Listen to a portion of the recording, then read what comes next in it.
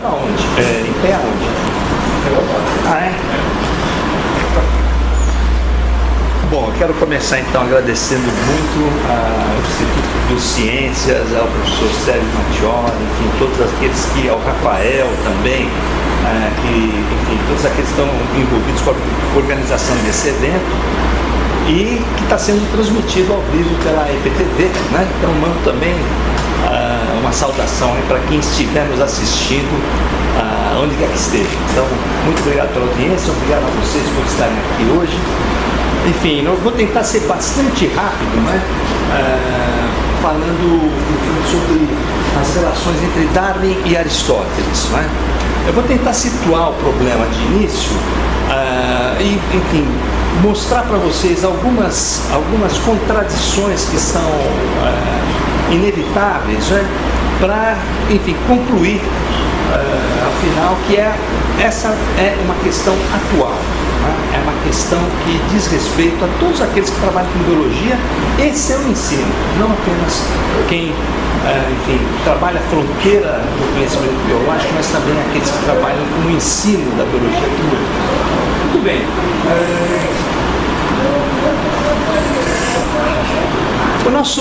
O nosso problema, digamos, começa exatamente aqui, quando a primeira página da quarta edição do Origem das Espécies, em 1866. Por quê? Porque nessa edição, essa edição ganhou uma nota. A edição anterior tinha trazido essa seção, uma seção nova, né? Um sketch histórico dos progressos recentes. Na verdade, um histórico de quem tinha falado sobre evolução antes de Darwin. Uma das críticas que Darwin enfrentou foi a de que ele não estava dizendo nada de novo e que ele omitia os pensadores precedentes. Então, na terceira edição, ele introduziu essa nota, dando crédito, digamos assim, a seus predecessores, e na quarta edição ele acrescentou uma nota de rodapé. Essa nota de rodapé causa confusão até hoje, né? Nós vamos, enfim, a gente começa discutindo essa nota de rodapé da introdução da quarta edição do Origem das Espécies. Por quê? Porque ele conclui nessa nota de rodapé que depois migrou para o texto principal e acabou ficando ali na edição considerada edição canônica, edição definitiva, que foi a sexta edição, a última edição na qual ele trabalhou no livro, né? Mas o fato é, enfim, ele diz que ele admite que Aristóteles, né? Então a gente vê aqui que o princípio da seleção natural está, digamos, desenhado, né? Mas como que Aristóteles compreendeu pouco esse princípio, né? Então isso pode ser visto pelas suas observações sobre a formação dos dentes. Então a conclusão que a gente chega é que, enfim, Darwin reconhece que Aristóteles também formulou alguma coisa parecida com a seleção natural, mas que, enfim, ele não foi muito longe nisso, foi apenas enfim, apenas teve uma visão geral do processo. O fato é que, quando a gente pega essa edição, então, que eu disse a vocês, a edição canônica, que foi traduzida no mundo inteiro, e essa é a edição mais recente, e na verdade a tradução mais recente que nós temos no português brasileiro, né? Nós vamos ver que esse esboço histórico, né, vejam, como aquela nota já está incorporada ao texto principal, né? E nesse texto, então, principal, o que ele diz é justamente que Aristóteles, enfim, essas Física e Auscultaciones, como se fosse um livro no qual ele está palestrando, como se fossem notas de aula, né? Enfim, ao observar que a queda da chuva não faz que o milho cresça, mas pelo contrário, destrói o milho do agricultor quando isso é mergulhado a céu aberto, o mesmo argumento se aplica à organização e acrescenta, como foi traduzido por Claire Brice, que primeiro apontou-me esta passagem. Ele dá até o crédito de quem mandou para ele uma carta com esse texto, né? Aqui então seria o texto de Aristóteles. Então, o que impede que certas partes diferentes do corpo tenham essa mera relação acidental com a natureza? Os dentes, por exemplo, crescem de acordo com a sua função.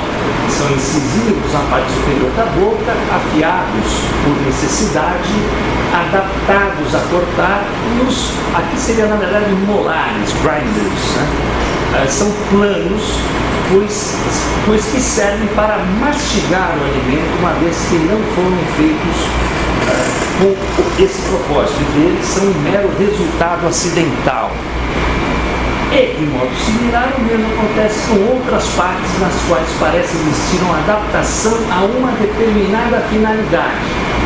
Em qualquer lugar, portanto, todas as coisas reunidas, ou seja, o conjunto das partes em todo, aconteceram como se fossem feitas com o propósito de algo.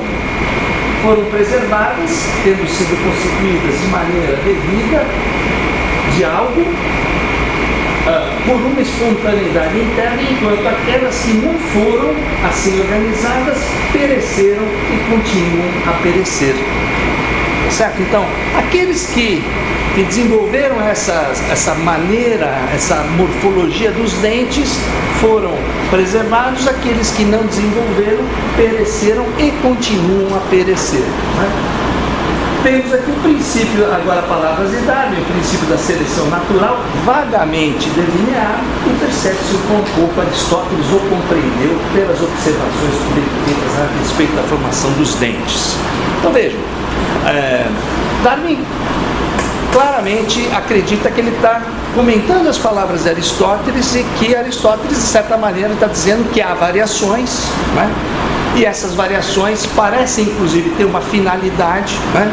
E que aqueles que desenvolvem essas variações, enfim, adaptadas para uma determinada finalidade, são preservados, sobrevivem, e aqueles que não fazem isso acabam sendo eliminados.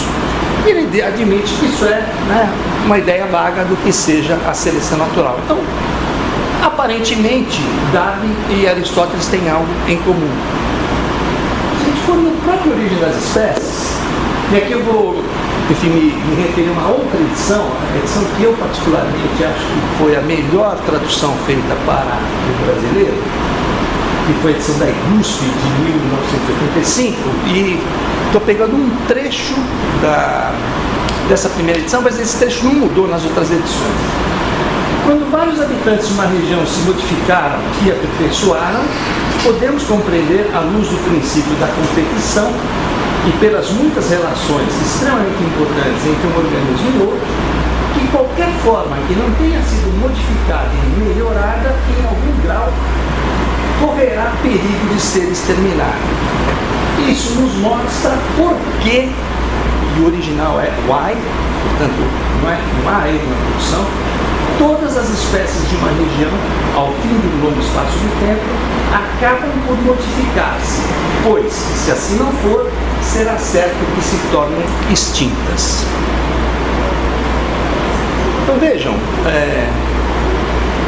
tenham em mente o que eu acabei de ler nas palavras de Aristóteles, certo? E vejam, enfim, o tipo de lógica que está estampada nesse trecho. Não é?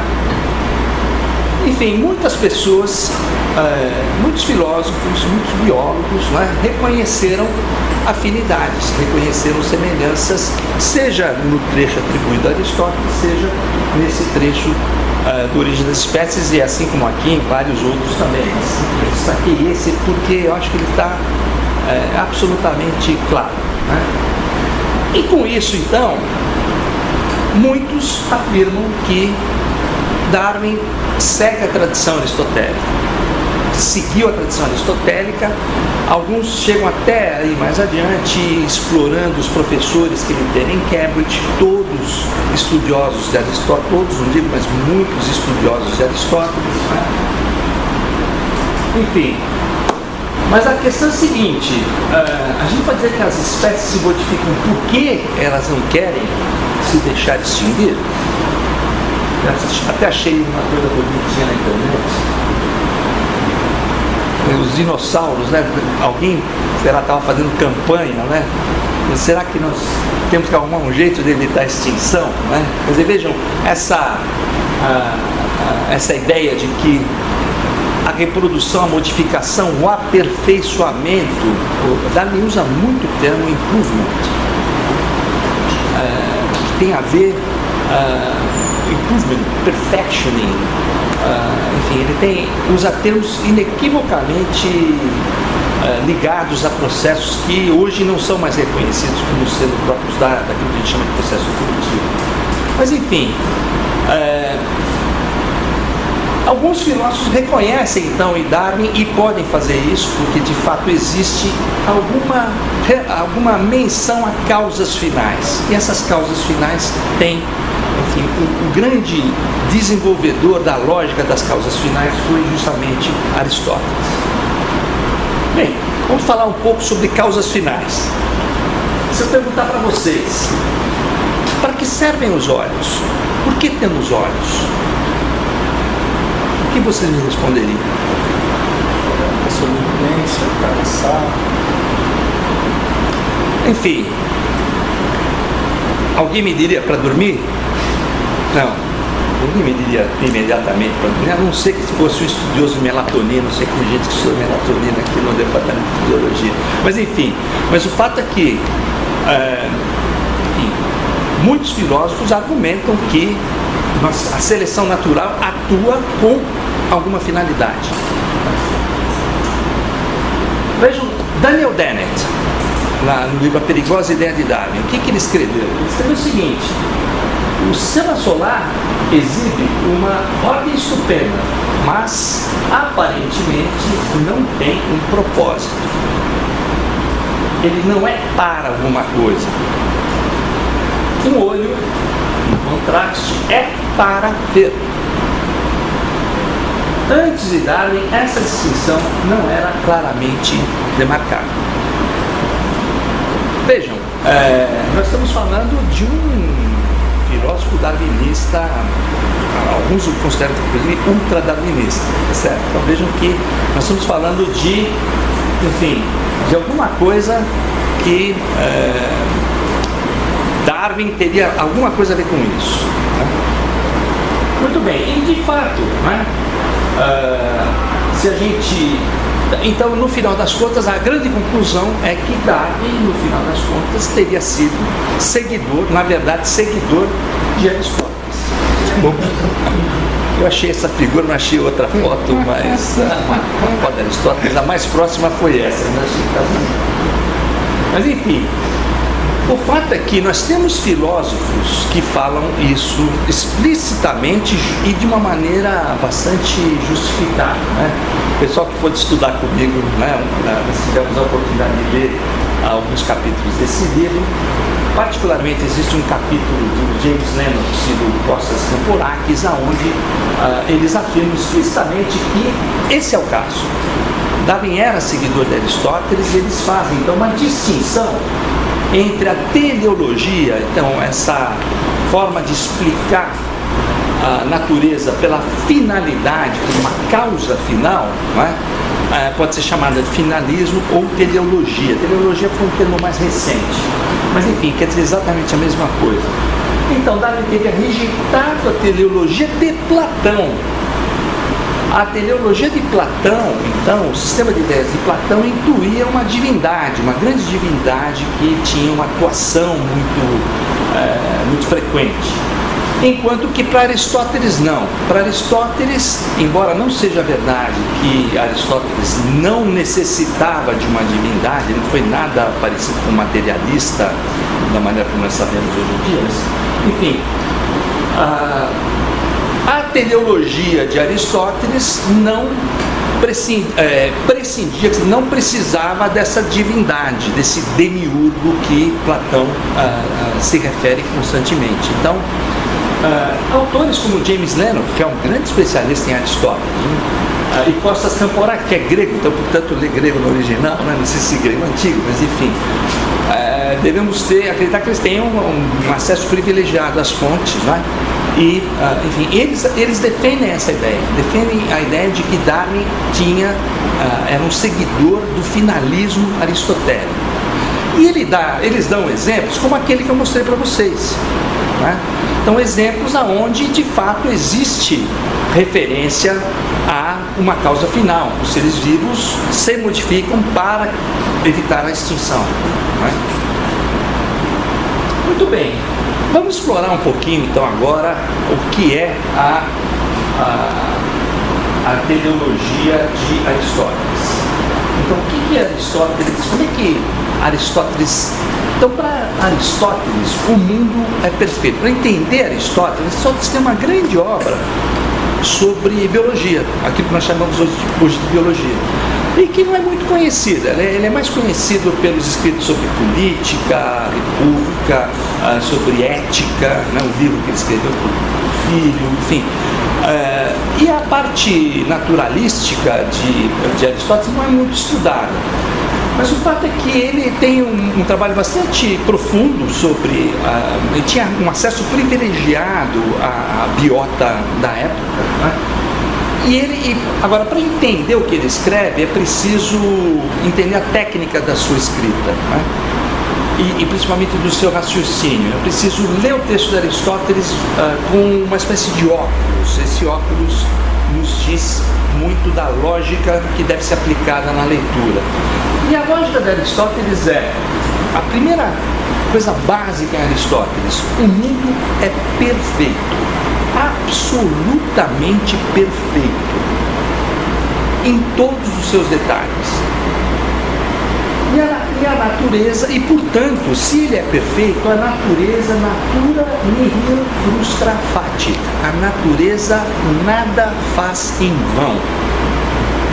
Não existe nada inútil, não existe nada que não tenha uma finalidade. Portanto, se a gente... Aristóteles se perguntou por que o macho do cervo tem chifres grandes e a fêmea não tem esses chifres, e é menor, é mais fraca, tem menos musculatura. Como é que nós podemos explicar isso? Para Aristóteles, isso não pode ser um detalhe fortuito.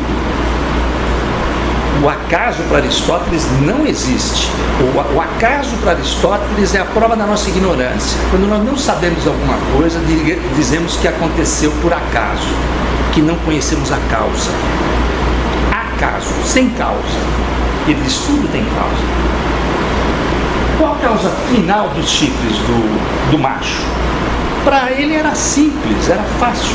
Por quê? Porque o mundo é perfeito. Se o mundo é perfeito, essas características fazem parte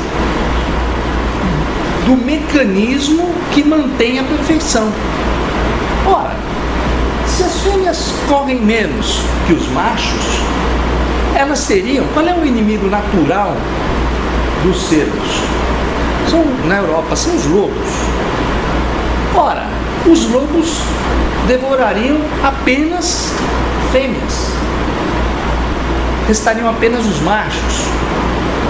E, portanto, em pouco tempo, aconteceria uma catástrofe, um desastre.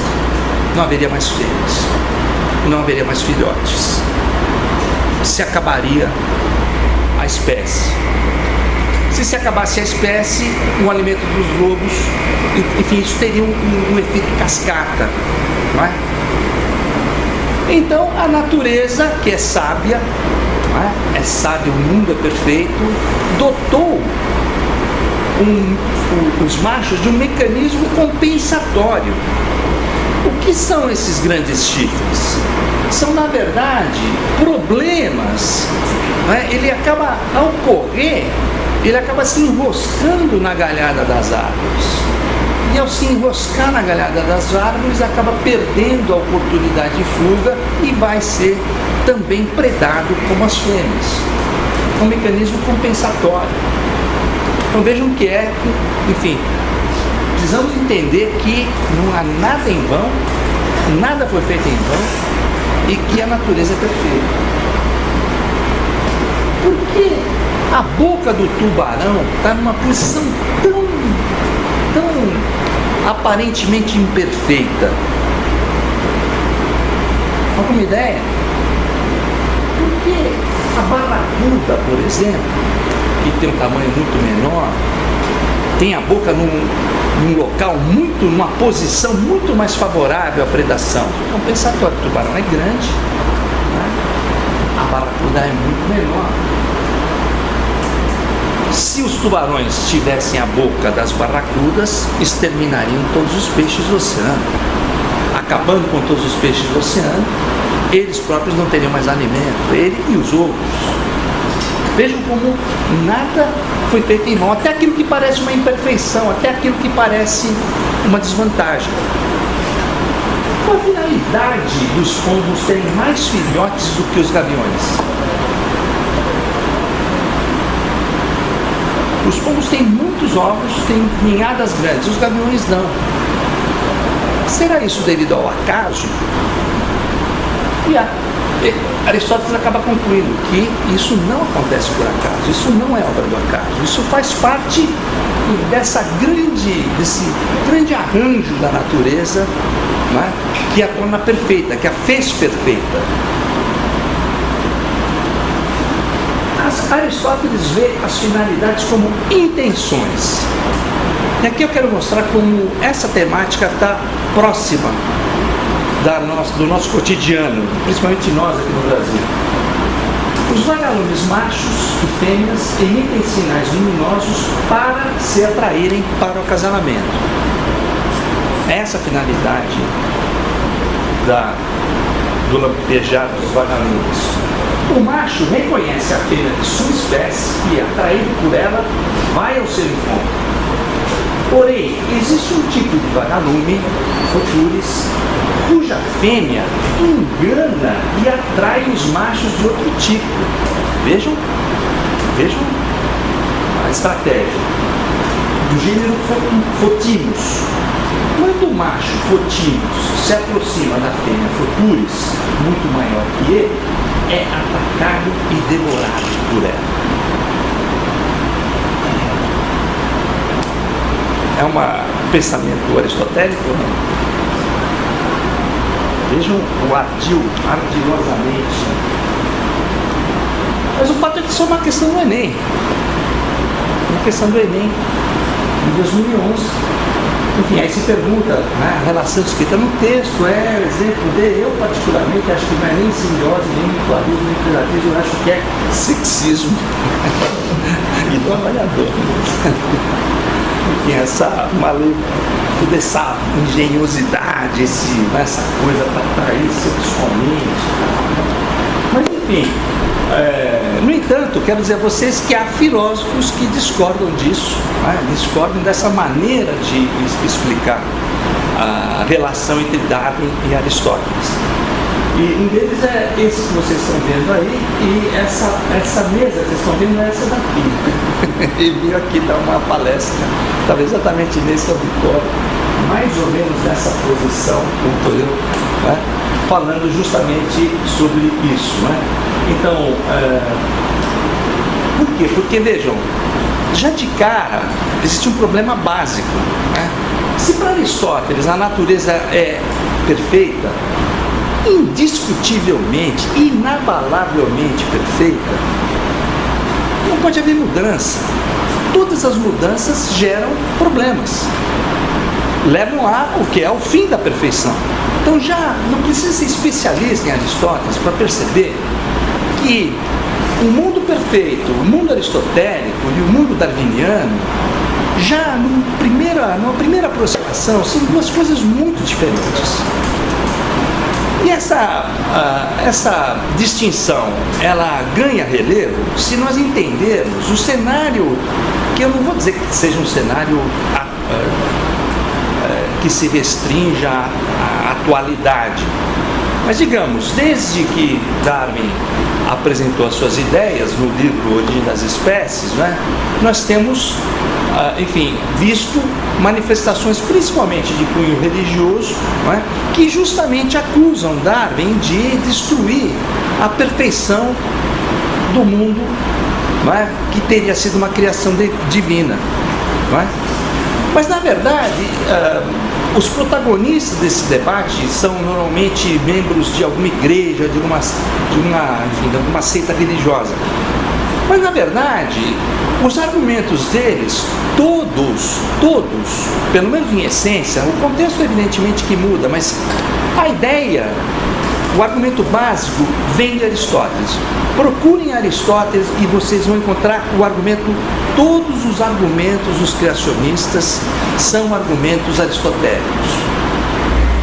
Portanto, essa discussão é uma discussão que eu acho que permanece atual, né? Muito bem, o Marcos Solinas é o autor desse livro, né? From Aristotle's Teleology to Darwin's Genealogy, The Stamp of Inutility. Ele, inclusive, foi esse o título da palestra que ele deu aqui no ano passado. E que vocês encontram esse livro pirateado na internet, viu? Ele mesmo achou e avisou a gente, ele está fazendo o curso, ele falou, não precisa comprar, vocês acham melhor. Muito bem. Mas vamos entender um pouco mais enfim, a maneira diversa pela qual Aristóteles vê a natureza em relação a Darwin. Essa é uma questão crucial. A natureza, então, Aristóteles usou essa expressão, a natureza deu flauta aos flautistas. Então vejam, os flautistas ganharam flautas. Ninguém jamais foi visto uma flauta sem saber tocá-la na natureza. Evidentemente que é uma figura de linguagem, certo? Ou seja, se alguém tivesse ganho uma flauta sem saber usá-la, a natureza teria feito algo potencialmente em vão. Ele poderia aprender ou não, não é? Muito bem, isso nos permite entender uma parte considerável daquilo que está escrito no Origem das Espécies.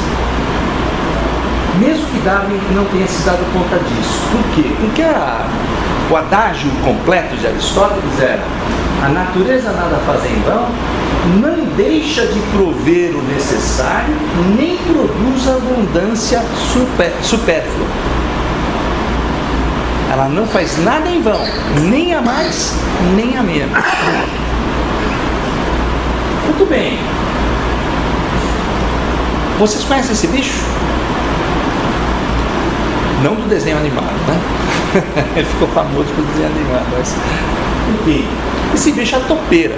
A topeira vive debaixo da terra, não é? Escavando túneis e... pode enxergar, não? No escuro? Não vai enxergar nada no escuro. No entanto, ela tem olhos. E um estudo, enfim, um grupo de pesquisa ligado a uma instituição criacionista gastou um dinheiro danado para estudar a finalidade dos olhos da topeira. Eles publicaram um artigo há pouco, acharam uma finalidade para o olho da topeira. Na minha opinião, deram um tiro no pé, mas enfim, evidentemente não pode ser o de que os olhos foram feitos para ver, né? Porque onde não há luz é impossível ver. Nós temos, e Darwin trata também desse exemplo particular, né? Nós temos o caso do tucutuco. O tucutuco é um bicho que fica mais tempo longe da luz, até mesmo do que a toupeira. E é interessante que Darwin discute no Origem das Espécies, aliás, inclusive em um dos livros anteriores, quando ele está descrevendo a viagem do Beagle, ele conta que ele conversou com gaúchos, estava muito interessado nesse bicho, e os gaúchos garantiram a ele que era um bicho que não saía debaixo da terra, não via a luz, quando saía era só de noite, e que frequentemente era encontrado com pus nos olhos. E Darwin discute, ele dá essa notícia no Viagem do Beagle, mas no Origem das Espécies ele fala: aí a gente nota como é possível que no futuro os indivíduos que tenham cada vez, né, olhos menos expostos a fatores que causam infecção, porque o pus, né, já era reconhecidamente evidência de uma infecção, né, poderão ser favorecidos. Quer dizer, Darwin olha para esse bicho não como um bicho perfeito, mas como uma forma transicional, né? Ele está, enfim, se modificando. E esse é o meu preferido. Darwin fala muito dos besouros, inclusive ele se baseou num levantamento muito detalhado feito na ilha, no arquipélago da Madeira. Já havia levantamentos faunísticos muito detalhados e bastante precisos. E ele viu bichos e muitos besouros como esse. Vocês conhecem o tenébrio? Eu não trouxe o meu porque, enfim, eu tenho uma criação desse besourinho. Eu crio em casa esses besourinhos só para sacanear Aristóteles. Eu uso eventualmente alguma palestra também. O pessoal cria o tenébrio porque está interessado nas larvas. As larvas servem de alimentar répteis, anfíbios e tal. Mas eu crio ele para os adultos. Por quê? Porque, vocês podem ver, eles andam, enfim, é um ótimo pet para quem estiver procurando um pet, porque se vocês forem viajar um mês, por exemplo, vocês podem podem usar uma caixinha de sorvete, por exemplo, fazem 2, 3 furinhos, botam ali o bicho, um pouco de flanela e fibra de trigo, farelo de trigo. Quiserem botar um pouquinho de farinha de milho também, mas não precisa nem água. Muito bem, vai viajar, põe na geladeira, fica um mês fora, volta, eles estão lá, bota eles de novo na temperatura ambiente, eles voltam a ficar ativos e tal, não passaram fome, enfim, não fazem sujeira, enfim, um pet dos sonhos. Imagine se a gente pudesse colocar o gato na geladeira um mês, o cachorro no freezer, e viajar e voltar, Quem tem pet sabe sabe o problema que é uma viagem, por exemplo, Enfim, mas eu crio esses bichos por quê? Porque esses bichos são um dos problemas de Aristóteles. Aristóteles não conseguiu explicar por que esses bichos não voam se tem asas. E um monte de besouros, aqui estou no fritar da zoologia, provavelmente vocês sabem, enfim, me dá dezenas, milhares talvez de exemplos de espécies de besouros que têm asas e não voam. Enfim, por que os besouros têm asas se não voam? Se esse besouro tivesse à venda, esse besourinho, coitado, morreu de velho, asa 0 km. E para, inclusive, expor isso, você tem que dar uma cutucadinha ali, porque o élitro é fundido, ele abre. Enfim, eu ainda não entendi, não sei direito o mecanismo como é que é, mas parece que tem uma mola ali, ele abre e está pronto para uso, mas ele não usa. Enfim, qual a finalidade das asas do tenébrio se ele não voa? Qual a finalidade das asas do morcego? Agora vocês vão dizer, não, agora eu sei. Aí, esse caso é fácil. Alguém pode dizer, as asas do morcego têm a finalidade de agasalhá-lo durante a noite, durante o dia. Ou, vamos ver se roda.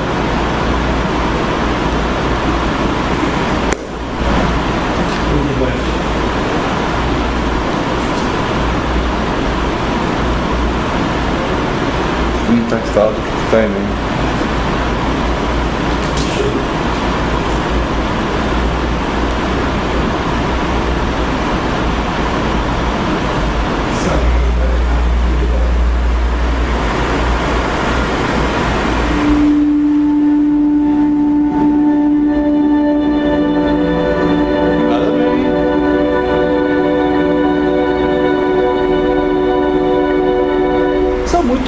As asas do morcego, não. O morcego não pode prescindir das asas, principalmente quando está na água. Então as asas do morcego servem para a causa final das asas do morcego. Então vejam, aquilo que aparentemente tem uma resposta imediata, enfim, temos que tomar cuidado com isso, porque isso pode ser muito problemático, mais problemático do que Aristóteles pensava. E nós não podemos nos esquecer que nós, biólogos, ainda estamos nadando em meio ao aristotelismo. Linneu era declaradamente um fervoroso seguidor de Aristóteles. E Darwin se diz ter sido fervoroso seguidor de Linneu e de Cuvier, inclusive, dois aristotélicos retintos. Portanto, é preciso muito cuidado com a biologia com a qual nós lidamos, principalmente com as fontes, né? Com as fontes históricas. Muito bem, se eu perguntar a vocês qual a finalidade de uma flor que não produz sementes?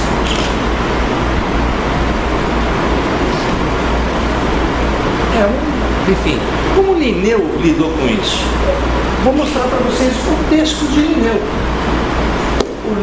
Linneu escreveu: flores de crescimento exagerado não são naturais, mas são todas monstruosidades. Monstruosidades. As monstruosidades, enfim, não demandam uma explicação, são monstruosidades. Mas de onde Linneu tira esse termo, monstruosidade? Aquele trecho citado por Darwin, um pouquinho antes, eu não leio grego, mas reparem nessa palavra aqui, terata. Essa tradução está na internet. Enfim, se vocês lerem esse trecho, que é um pouquinho antes do trecho, é o livro de Aristóteles, um ou dois parágrafos antes daquele que Davi está citando. Né? Vocês vão ver então que Aristóteles explica, ele justifica porque ele não precisa explicar a finalidade de tudo. Nesse trecho ele diz, assim como um artista tem uma finalidade, ele quer fazer uma obra, enfim, ele deve estar escrevendo uma escultura, por exemplo, pode ter isso em mente. Ele quer fazer um nariz perfeito e não consegue fazer o nariz perfeito. Como explicar aquele nariz que ele fez na escultura? Ora, você não pode explicar pela finalidade, porque ele se enganou. Né? O gramático, o escriba que está escrevendo, de vez em quando ele erra. Como explicar a finalidade daquilo que apareceu ali errado? Aquilo não tem finalidade.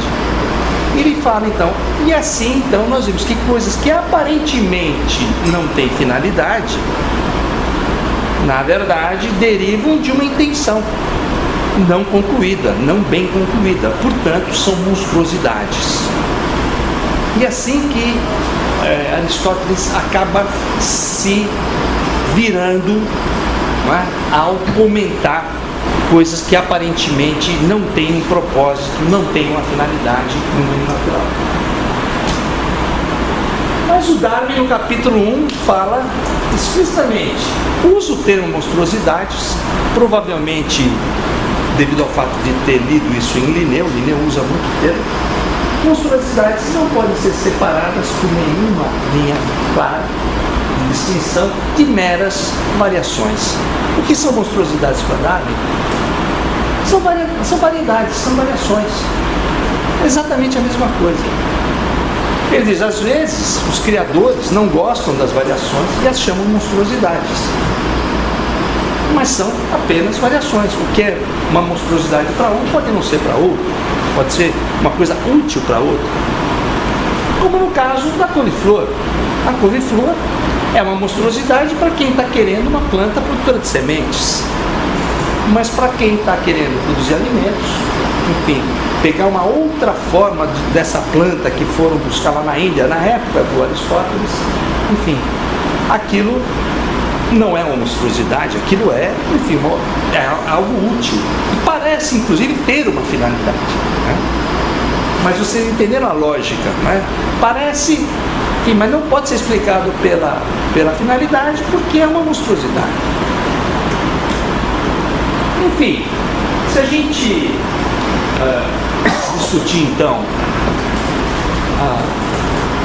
o que é o mundo de Darwin, nós vamos ver que no mundo de Darwin há uma coisa absolutamente previsível. Aliás, previsível não, inevitável. Que são as extinções. Darwin, enfim, vocês viram aquele trecho, ele diz que as espécies, nós sabemos por que as espécies se modificam, porque elas querem evitar as extinções, mas nem sempre conseguem. Portanto, as extinções são, para Darwin, algo praticamente inevitável. Já para Aristóteles, algo impossível, impensável. Como é que os gregos explicavam, enfim, formas teriam sido restos de seres diferentes do passado? De forma alguma, de maneira alguma. E aí a mitologia tinha também uma função importante. Então uma divindade, né, a Medusa, era capaz de transformar seres vivos em pedras. Tudo que ela olhava, ela transformava em pedras. Isso explicava o que eram aqueles restos deformados, seguramente. Enfim, um grande crânio com uma coana, um buraco enorme no meio. O que seria aquilo? Um bicho diferente do atual? Seria um gigante, um ciclope, um gigante de um olho só. Que a mitologia se incumbia de dar as explicações que hoje nós sabemos que podem ser obtidas. Enfim, a gente pode entender a consequência das extinções. Enfim, para Aristóteles, absolutamente impossíveis. Para Darwin, as extinções eram praticamente inevitáveis. Muito bem, então, se nós juntarmos a natureza nada faz em vão. Os flautistas que nós conhecemos que têm flautas, mas não sabem tocar flauta. Com o tucutuco, com a talpa, como o nosso besourinho, tão simpático, né? As extinções, enfim, essas monstruosidades, né? Então, tudo isso. Será que nós podemos concluir que Darwin foi seguidor de Aristóteles? Como muitos filósofos mantêm hoje. Vocês viram até Daniel Dennett, né? Bem, o exemplo dos dentes, né, que Darwin cita, né, e, inclusive entre aspas, né, o que impede para a experiência nessa mera relação acidental com a natureza. Então veja que agora, como fica claro o que Aristóteles está dizendo, né, essa relação acidental, aparentemente acidental com a natureza. Muito bem, isso não é Aristóteles. Isso é Empédocles. Provavelmente aquele Clare Brice, enfim, pegou um trechinho do livro e mandou só o trechinho, não leu o parágrafo anterior. Porque no parágrafo anterior, e aqui eu pego um comentário de Tomás de Aquino. Tomás de Aquino é comentarista de Aristóteles, tradutor de Aristóteles, não muito fiel, mas é tradutor, né? O que Tomás de Aquino fala desse trecho? Ele diz o seguinte: depois que o filósofo é Aristóteles, né, mostrou com argumentos apropriados que a natureza atua para alguma coisa, ou seja, com uma finalidade, né, ele então pretende deixar isso claro, destruindo aquelas coisas pelas quais alguns defenderam posições contrárias. Então esse é o método. Esse livro é um livro, provavelmente eram notas de aulas. Então ele expõe o pensamento de alguém, um pensamento contrário ao seu, e aí começa a rebater esses argumentos ponto por ponto. Então esse trecho que Darwin colocou ali no Origem das Espécies, como, entre aspas, como sendo de Aristóteles, na verdade não é Aristóteles, é Empédocles. Empédocles é que fala, enfim, dessas formas cambiantes. Ele diz que havia criaturas como homens, criaturas como bois e criaturas metade bois, metade homem. Mas essas criaturas metade boi, metade homem acabaram desaparecendo porque não tinham, nós diríamos, não estavam bem adaptadas, né? Mas enfim, não conseguiam sobreviver, e sobreviveram apenas aquelas, enfim, que nós conhecemos hoje. Muito bem, isso é Empédocles, não é Aristóteles. E ele está justamente, ele fala desse híbrido, né? Homem-boi, nesse trecho, né? E evidentemente, se ele fala desse híbrido, ele está se referindo a Empédocles. É uma coisa. Se eu falar para vocês, aquele grande defensor, aquele expoente da bancada da bala no Congresso Nacional. Eu acho que não vai ser muito difícil reconhecer Bolsonaro nessa figura, né? Da mesma maneira, quando Aristóteles escreveu, então, o argumento do híbrido homem-boi, ele está falando, praticamente citando Empédocles, e mais adiante ele cita Empédocles, ele fala de Empédocles, usa o nome de Empédocles, porque era uma coisa que seus alunos evidentemente conheciam, né? Enfim, e essa é a técnica principalmente desse livro 2, é o livro 2 do Física. Ele mostra uma ideia contra a qual ele vai argumentar, e em seguida então ele vai discorrendo longamente sobre aquela ideia e pretende por isso ter derrubado completamente a ideia. Portanto, a pergunta é, Darwin, seguidor de Aristóteles, quer dizer, seguramente nem Tomás de Aquino defenderia essa posição. Veio séculos antes de Darwin. É isso, gente. Então, eu paro por aqui, agradeço muito a vocês. Temos um tempinho para perguntas, né? Uma boa parte, a versão 1.0, essa é a versão 2.0 dessa palestra. A versão 1.0 dessa palestra está nesse site, neliobiso.pro.br, com as transparências, enfim, se vocês quiserem alguns detalhes. Eu acrescentei algumas coisas nessa palestra, de textos originais e tal, né? Mas o básico está lá. Não sei se, enfim, se a gente tem condição de ter algum retorno também da assistência remota. Vamos lá. E o Lamarck, ele era seguidor? O Lamarck, bela pergunta. E o Lamarck, né?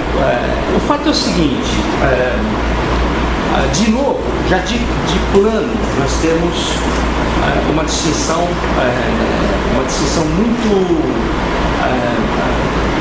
muito direta, muito clara, né? Lamarck acreditava na transformação dos seres vivos.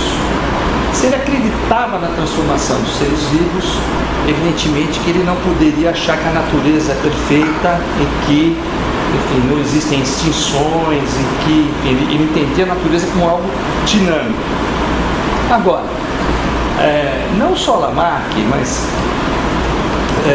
houve um debate importante perto da morte de Lamarck entre dois expoentes da França, do lugar conhecidos de Lamarck, né? O Cuvier e o Saint-Hilaire. E os dois no debate, ele está disponível na internet, os dois no debate se dizem seguidores de Aristóteles. Acontece que Aristóteles é uma obra tão vasta que é difícil entender a que parte de Aristóteles eles estão se referindo. Seguramente, Saint-Hilaire com uma perspectiva evolucionista, e o Cuvier com uma visão catastrofista, enfim, entendendo, ele tem um modo de explicar as evidências que já estão disponíveis na época de por que o mundo não é perfeito, inclusive as extinções eram um grande problema. O Cuvier achou que tinha resolvido a questão das extinções, né? Dizendo, enfim, que as extinções seriam extinções locais e a migração depois iria se incumbir de preencher esses vazios, né? E com isso, então, a estratigrafia poderia mostrar que no mesmo local havia uma forma, depois dessa forma desaparece, aparece outra, enfim. Cuvier achou que tinha resolvido o problema e se diz aristotélico, e Cuvier, que não acreditava no catastrofismo, também se diz, eles disputam quem é mais aristotélico, né? Então eu diria que o finalismo aristotélico, né, é incompatível com uma perspectiva evolucionista, né? Então Lamarck, tem um filósofo, o John C. Green, ele diz o seguinte, Lamarck reuniu todas as condições para uma revolução científica evolucionista, exceto uma: sucesso. Ele só não foi bem sucedido, ele só não foi reconhecido, porque na verdade, se a gente entender o mundo aristotélico, perfeito, estático, como era o mundo da teologia natural. A teologia natural estudava os detalhes do mundo para quê? Para revelar a sua perfeição. Não é? Quem vai destruir isso são os evolucionistas. E o Lamarck é um desses evolucionistas, foi um expoente e ele só morreu desgraçado, teve milhares de problemas e não teve a fama que teve Darwin. Né? Os mecanismos foram ligeiramente diferentes, Darwin tinha uma visão diferente da de Lamarck, mas Lamarck foi um grande estudioso da biologia, né? Sem dúvida alguma. Diga, Sérgio. Eu sempre falo para meus alunos assim, quando tem aquela questão, né, como ficou tanto tempo sem se perceber a ideia de seleção natural, né? Parece uma coisa, então depois que se entende, é uma coisa assim tão natural. E aí uma das coisas que eu penso é que talvez o rompimento não seja com a questão aristotélica, mas também um pouco com a questão platônica, de aceitar a variação. Né, que você tinha aquela ideia do platonismo, que você teria as entidades, as formas seriam a coisa perfeita, e a natureza seria aqueles desvios imperfeitos. E Darwin teria aceitado, né? Darwin e Wallace, eles aceitaram a variação. Talvez seja uma coisa muito difícil, que nós pensamos platonicamente, né? De idealizar as coisas. Pois é, Sérgio. Eu acho que é bom eu repetir a pergunta quem tiver remotamente não ouve, né? Enfim, o que o Sérgio está dizendo é que, enfim, é de se perguntar por que ficamos tanto tempo sem pensar na seleção natural, porque ficamos presos nessa ideia de que a variação não é uma coisa natural, não é uma coisa, enfim, inerente aos seres vivos, né? E defendemos implícita ou explicitamente essa ideia platônica de que a perfeição está nas formas, mas ao se materializarem, essas formas acabam variando por conta da imperfeição, enfim, dos materiais ou da técnica utilizada ou da forma como isso vai ser concretizado. Bom, enfim, eu acho que existe um problema. O problema principal é que a seleção natural, sozinha, não respondia os problemas que os criacionistas tinham colocado. Não é?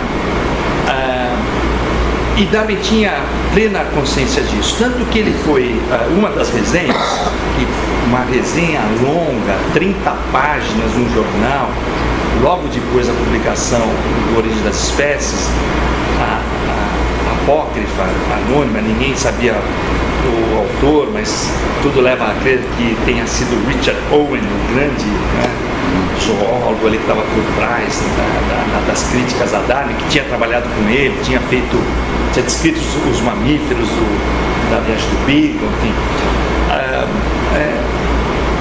Nessa resenha, a seleção natural é definida como o princípio homeopático da criação das espécies. A grande oposição que as ideias de Darwin enfrentaram não foi em relação à seleção natural, né? O que, de certa maneira, se admitia é que as variações existiam, mas eram variações, digamos assim, desimportantes. Elas se anulariam, elas seriam tão aleatórias que elas não se acumulariam em determinada direção, né? Que, aliás, é isso, na verdade, aqueles que apontam o finalismo em Darwin apontam esse detalhe, né? Quer dizer, a seleção não pode ser aleatória, não pode ser numa geração selecionar os míopes, na outra geração selecionar os hipermétropes, não é? Enfim, a seleção natural, de certa maneira, caminha em alguma direção, pelo menos por algum tempo, não é? Mas o fato é que, para Darwin, a grande questão, e esse foi o grande debate que ele enfrentou, o grande debate foi em relação à perfeição. Ele tem um capítulo inteiro falando dos hábitos dos animais, na origem das espécies, aonde ele vai discutir, por exemplo, o favo do mel, o favo da abelha europeia. Por quê? Esse era o exemplo predileto da teologia natural e dos criacionistas. Por quê? Porque desde a Grécia Antiga se sabia que, do ponto de vista geométrico, enfim, as abelhas têm que acumular mel, mas têm que gastar cera para acumular esse mel. Qual é a melhor solução, custo-benefício, entre a geometria do favo e o volume que ele consegue armazenar? Os gregos, já na época de Aristóteles, diziam que era o favo de mel. Os matemáticos resolveram isso recentemente e confirmaram essa explicação. Enfim, a perfeição da natureza, quer dizer, o grande problema é você explicar a perfeição, não a variação. Né? Eu acho que o que Darwin, a chave, assim, a chave que destrancou, digamos, a porta, enfim, do entendimento dos mecanismos evolutivos, eu acho que foi a porta do tempo geológico. Quer dizer, o que Darwin considerava, e Lamarck não considerava, e Wallace não considerava, era que uma formação geológica como a que existia ali perto da casa dele, ali em Dover, no canal inglês, né? Tanto inglês quanto francês, enfim. Ali entre Dover e Calais, né? Você chega em Dover, tem aquele paredão, né? Não há dúvida, está sendo escavado, né? Está sendo solapado, está sendo erodido pela ação da água. Né? Darwin fez uma conta sobre essa formação e na primeira edição da Origem das Espécies ele chega à conclusão que esse processo de solapamento está ocorrendo há 306 milhões de anos. Ele teve a coragem de colocar, ele foi alertado inclusive que ele iria receber uma saraivada de críticas, como de fato recebeu, e foram críticas tão profundas e tão contundentes que logo na segunda edição, que aconteceu meses depois, ele já retirou essa parte para nunca mais introduzir essa cifra. 306 milhões foi um trauma na vida dele, né? Vocês não vão encontrar, só na primeira edição vocês vão encontrar essa cifra, né? Então eu acho que a questão chave não é tanto o reconhecimento da variação, mas é a duração que o mecanismo evolutivo deve atuar, né, para que, de fato, monstruosidades, variedades, espécies, gêneros, famílias, né, possam aparecer. Né? Acho que essa foi a grande sacada de Darwin. Ele, na verdade, juntou evidências. Né? Diga.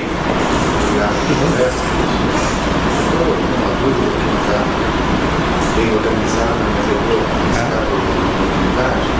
Eu acho que só fala da afirmação de não finalismo da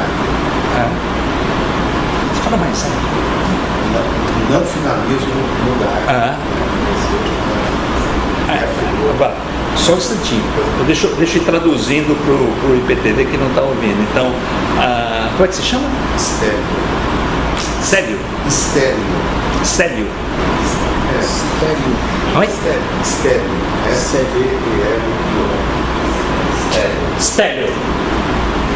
Como estéreo, mas com ela.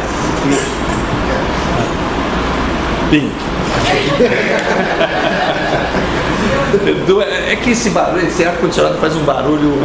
Enfim, desculpa.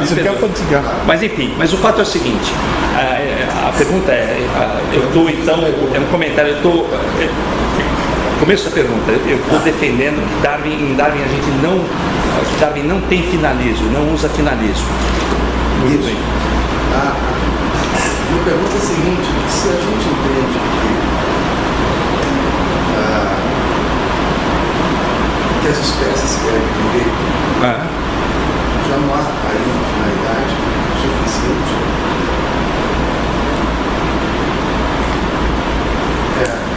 Não, essa é uma observação. Em outras questões, Sim, mas essa é uma questão crucial. Excelente pergunta.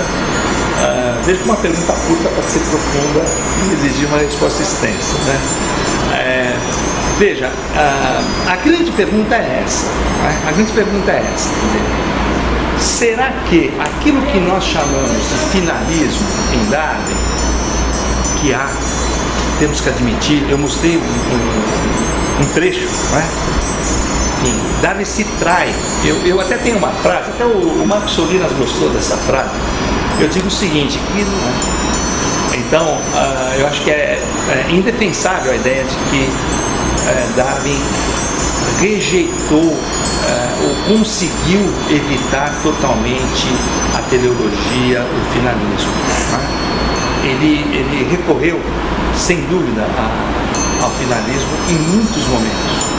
No entanto, a minha dúvida, quer dizer, eu me fio em filósofos como Marcos Solinas, que lê grego também, né? Enfim, tem fonte, fez um doutorado todo sobre Aristóteles com o Vegetti, que é um dos maiores especialistas da Universidade de Florença sobre Aristóteles, né?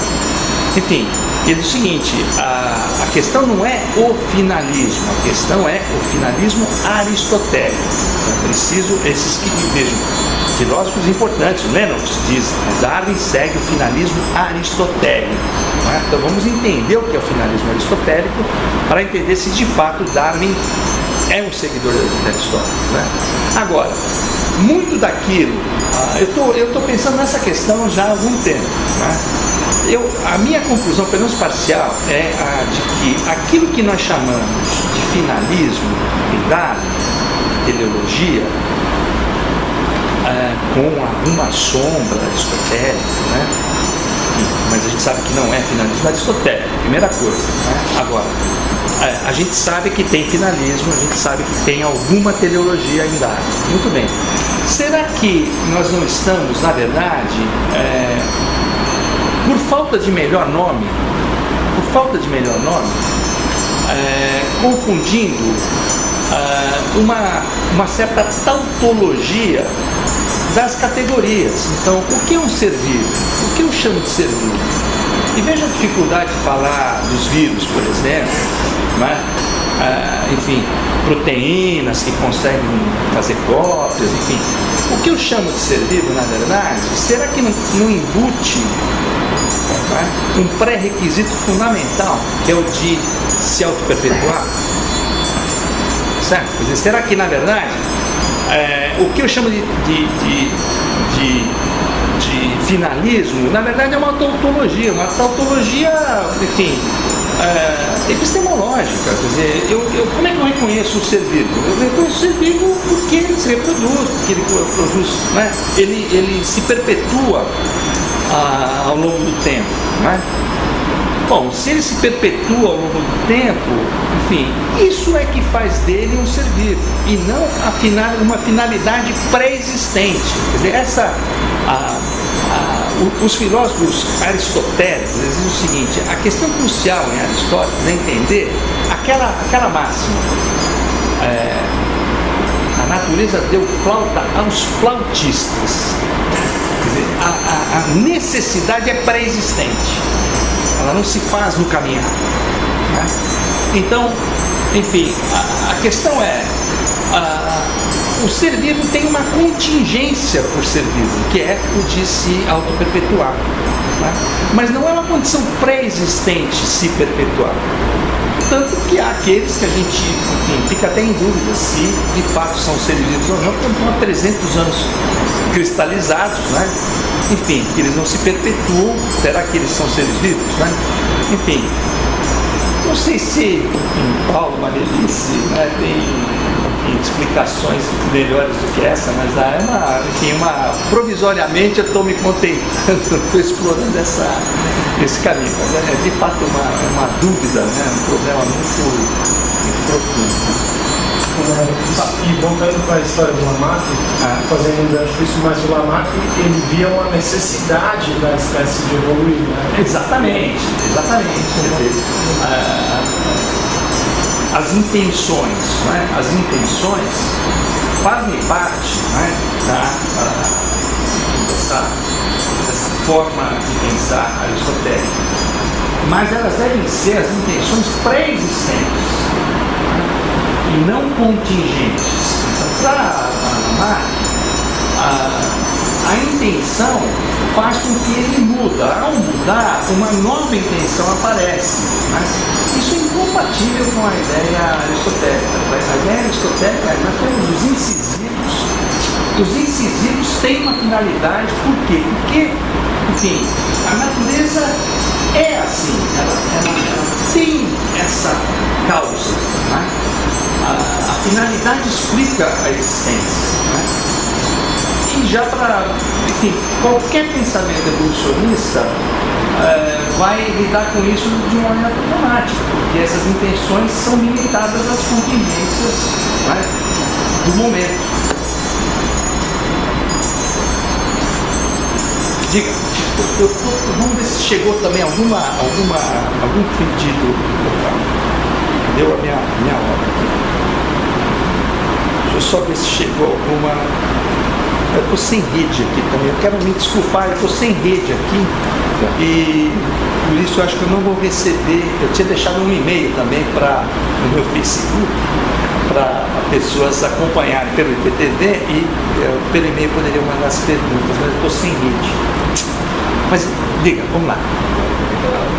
Outro comentário sobre isso, eu já pensei bastante sobre no livro, o livro das espécies,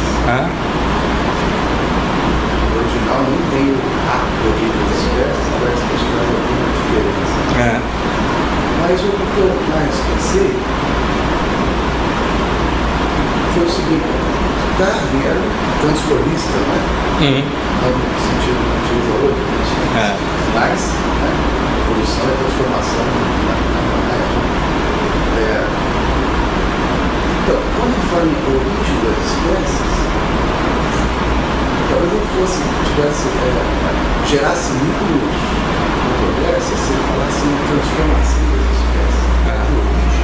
Essa sim parece bem branca, teológica, algo escalar, algo foi originado. Não existia antes. Não é isso. A gente está vendo a transformação das espécies entre si. Se origina dessas transformações. E se há alguma coisa anterior a essas transformações, para falar em interioridade.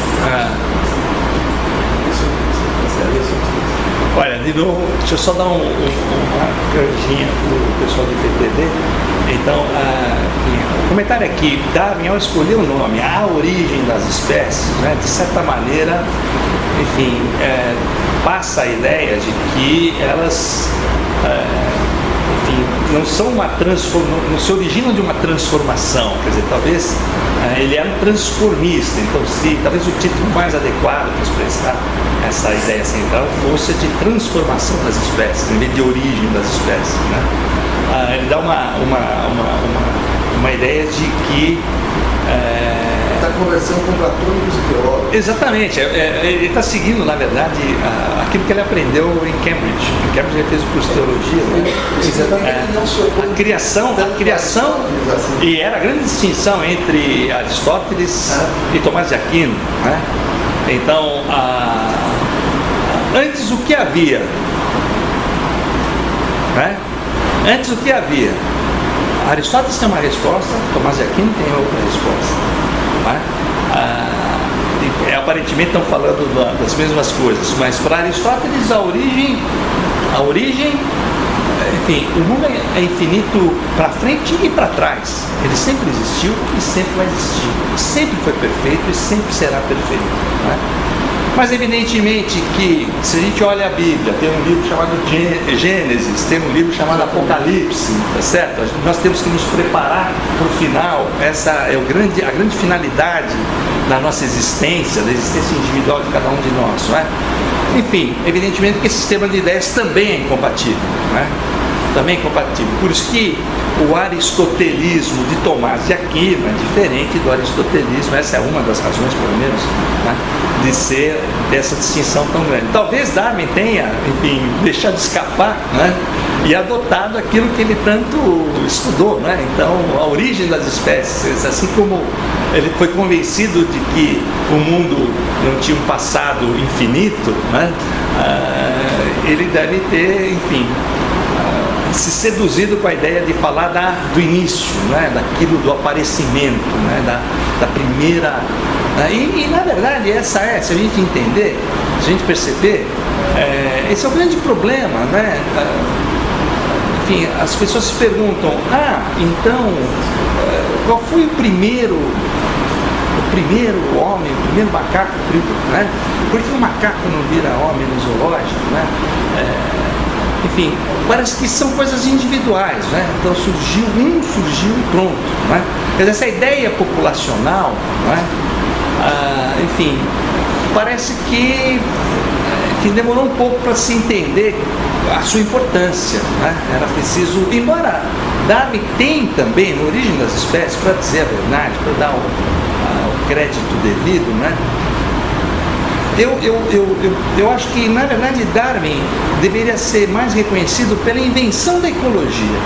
A gente fala do Haeckel e tal, mas o Darwin tem uma abordagem ecológica, né? Que é quase que uma contradição com essa ideia de origem, não é? Então, quando ele fala, por exemplo,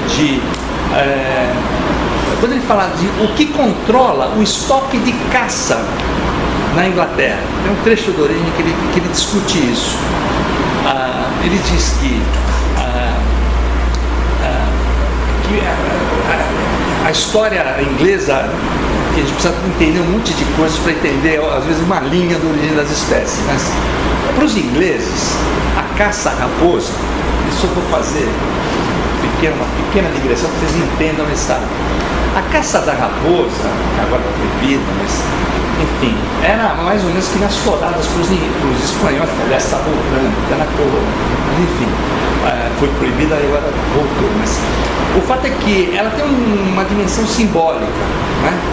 Que remonta a um ato de Henrique VIII, o Vermin Act. O Vermin Act foi editado por Henrique VIII e foi aperfeiçoado por sua filha, Elizabeth, e dizia o seguinte: as paróquias eram obrigadas a exterminar os inimigos dos alimentos. Então, as pragas, os insetos, mas as raposas, todo tipo de predador, quem ataca galinheiro, quem come fazão, quem come coelho, enfim, são todos inimigos. E esse ato era tão objetivo, as paróquias eram obrigadas a mandar ou a pata do bicho, ou a cabeça, ou enfim, alguma parte que indiscutivelmente provasse que o bicho foi morto. Eles quase extinguiram os predadores na Inglaterra, né? É o chamado Vermin Act. Muito bem. O fato é que quem viveu então e a caça-raposa tinha, enfim, os nobres, na verdade, demonstravam obediência ao rei. A caça-raposa tinha um caráter simbólico, não é? Que aliás é feita também com um cachorro chamado Beagle, da raça Beagle.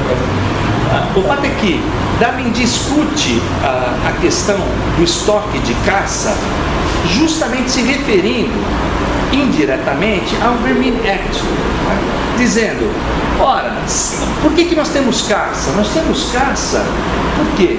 Porque nós exterminamos os vermin, os predadores, porque se nós não exterminarmos os predadores, o efeito sobre o estoque de caça seria o mesmo de intensificar grandemente a caça. Então essa ideia, vejam que essa ideia populacional, né, é uma coisa que, enfim, é uma coisa que não era uma tradição da biologia, né? Então ele, ao mesmo tempo que fala da origem de uma coisa individual, ele introduz o pensamento populacional, né? E acho que essa foi, com o tempo, se acabou percebendo que era muito mais importante do que parecia inicialmente. Eu tenho uma pergunta. Diga. Uma muito simples. É o seguinte, como ele não conhecia os micro-organismos, né? Qual é o conhecimento dele de micro-organismos para ele retroceder até a origem? Quer dizer, então ele estudava, porque eu lembro do que eu li, ele estudava as árvores, ele estudava todos esses exemplos que você está falando. A questão é, se vai falar de origem, ele vai ter que chegar lá atrás na origem. Ou então ele vai ter que partir de organismos relativamente complexos que iam aparecer no mundo, né, criados. Então, como é que é isso? Como é que é essa questão de chegar lá atrás na origem dos micro-organismos e etc? Olha, então, de novo a canjinha para o PTV. E vamos encerrar por aqui, né? Porque eu sei que vocês estão com a pressa toda. Não, imagina, agradeço muito.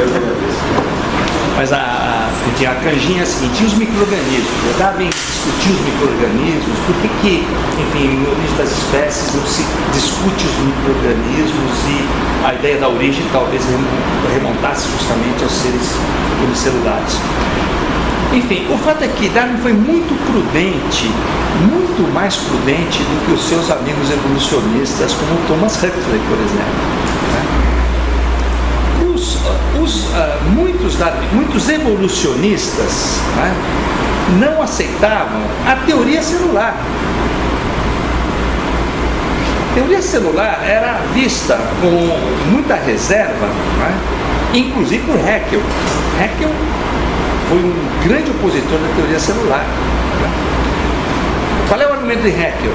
E era o argumento dos evolucionistas. Bom, se a vida, para começar, teve que ter a complexidade de uma estrutura celular, então, evidentemente, isso só pode ter começado com um ato divino.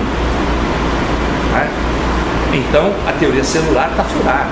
A vida surge com protoplasma, teve toda uma história aí. Acontece que Darwin foi muito prudente, ele não se deixou seduzir por esse argumento, inclusive muitos deles eram defensores da geração espontânea. Né? Então, a geração espontânea, você vai ver defesa da geração espontânea depois da história do Pasteur, né? Em darwinistas como Huxley, como Haeckel. Haeckel morreu. Huxley não desmentiu publicamente, mas, enfim, admitiu. Ele parou, pelo menos, de falar em geração espontânea, mas o Haeckel morreu defendendo a ideia de que havia um protoplasma inicial, né? Enfim, a questão de quando esse protoplasma inicial deixou suas marcas no registro geológico, está na origem das espécies, né? Já havia lá a descoberta do Eozoon canadense, mas na verdade era também só um artefato de técnica, enfim, não era de fato um fóssil, um microfóssil, né?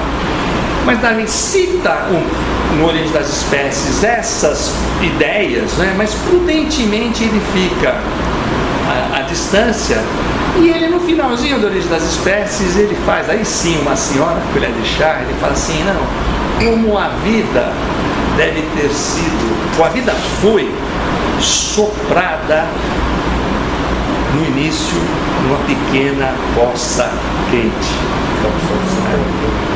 Essa grande frase, né, conhecida do final da Origem das Espécies. E na segunda edição, ele não podia mudar muito, porque a forma dos tipos, né, não permitia mudar a linha, mas ele achou um espaço ali e botou By the Creator. A segunda edição. Tá certo? Depois ele tirou esse trecho, mudou e tal, mas na segunda edição ele, né, a vida foi primeiro soprada by the Creator. Was first breathed by the Creator.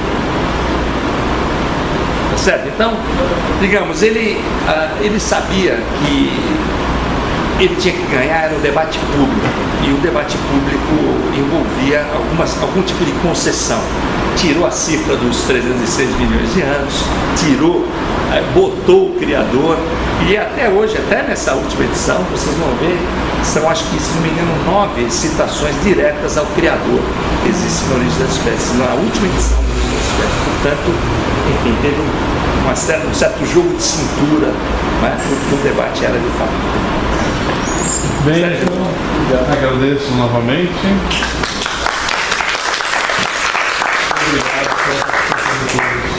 Muito obrigado a todos vocês, então. Obrigado. Não, parece que